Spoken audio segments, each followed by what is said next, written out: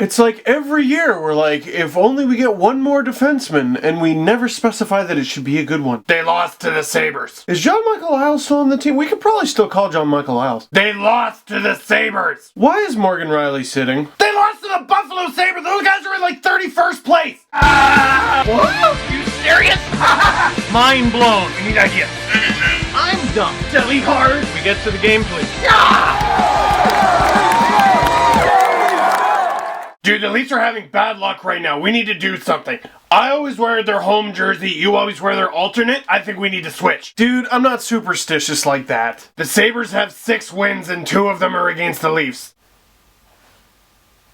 I think you're right. Patch, regular logo, switching things up. The Leafs lose 3-2 in overtime to the Buffalo Sabres. And for those of you who are new to this whole hockey thing, the Buffalo Sabres are not good. And the Leafs, we're not sure yet. They started 10-4, and that was a hoot. And I know it's November, but they're teetering on no playoffville. If they were in the Western Conference, they would have permanent residency in no playoffville. Now, before we talk about the game, I want to dispel a myth. We're going to figure something out together. I talk about the Leafs as a bad possession team, and a lot of people roll their eyes and, advanced stats and all that. No. I talk about possession and people yell and scream at bloggers, why don't you just watch the games? Possession, I'm right-handed, is having the puck in your stick. And Corsi, for example, which I'm sure you've heard a lot about, is the farthest thing from advanced ever. Do you believe shots on goal are important? I do, because shots lead to goals. Don Cherry has taught me since I was just this tall in Rock'em Sock'em videos, just put it on the net, you never know what happens. I believe Christian Ehrhoff figured that out in this game. Do you believe goals are important? Of course you do. That's the sort of thing that wins you games. Do you believe missed shots are important? I'm sure some people would say that. After all, one of the things people moan about with regards to Phaneuf is he misses the net too much.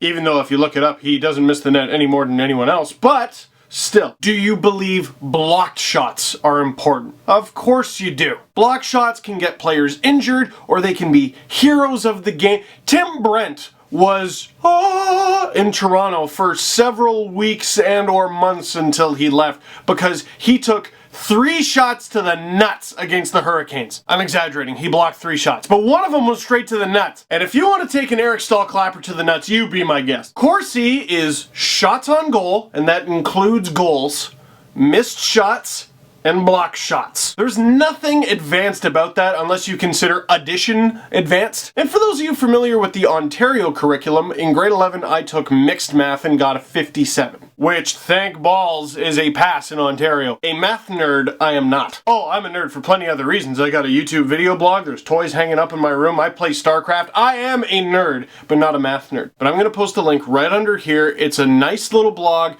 explaining some of the advanced stats in the best, simplest way I've ever seen. Now, whether you're just hearing what I said for the first time or you're well adept to this, the Leafs and Sabres are 2 of the worst possession teams in the NHL. One of them is in last place. The other is the Leafs, and who knows? The Leafs were actually out shooting the Sabres for part of the way, but once the Leafs got a 2-1 lead, which is not a big lead, the Sabres outshot the Leafs 18-11, as Cam Sharon points out on the postgame on theleafsnation.com. And that'll happen when you take a buttload of penalties because the Leafs penalty kill is not as bulletproof as we once thought. And if you're blaming this loss just on the non-call on JVR, it's the Sabres! It should never come down to just one play. And forget the shots, forget the Corsi, eyeball test, just watching the games. I made an observation last night and I want to see if you agree. Looking at this Leafs team, just looking at them, don't look at a single stat.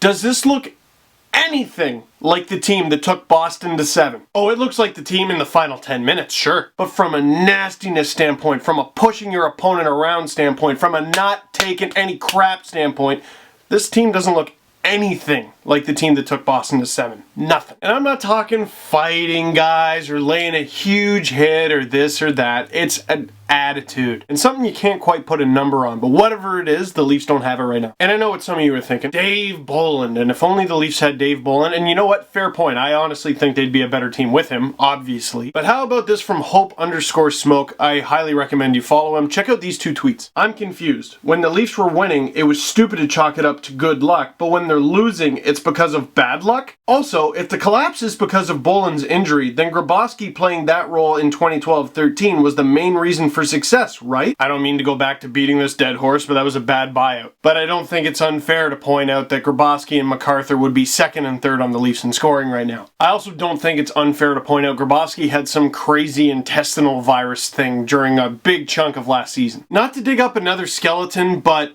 Brian Burke. Let's not even get into whether or not he should have been fired. I want to get into one thing Brian Burke used to say. Remember those commercials for the Marlies? Every game is a tryout, he would say. Every game is a tryout, and if you perform well in your tryout, which is every game, you'll get called up to the show. And if you do well in the show, then you've made the show and you stick in the show. Based on how he's performed this month, Trevor Smith does not deserve to be sent down to the Toronto Marlies or deserve to be scratched. Trevor Smith is one of the better forwards they have, for crying out loud. 7 points in 15 games. He has 2 more points than David Clarkson, who has been playing good, by the way, in 1 less game. Not moaning that Brian Burke's not here, just moaning that that principle seems to be gone. If every game is a tryout, Trevor Smith is a Toronto Maple Leaf. Period. Question of the game, who within the Leafs organization or outside of it do the Leafs need to turn things around? In my opinion, Trevor Smith stays in the lineup,